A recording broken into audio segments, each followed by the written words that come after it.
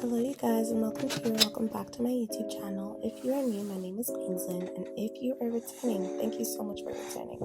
It's been a minute you guys, so this is going to be a Macbook Air 2022 unboxing, and I hope you enjoyed this video. I did get my MacBook back in October of last year, and I'm finally getting around to editing the video. So like I said, I hope you enjoy.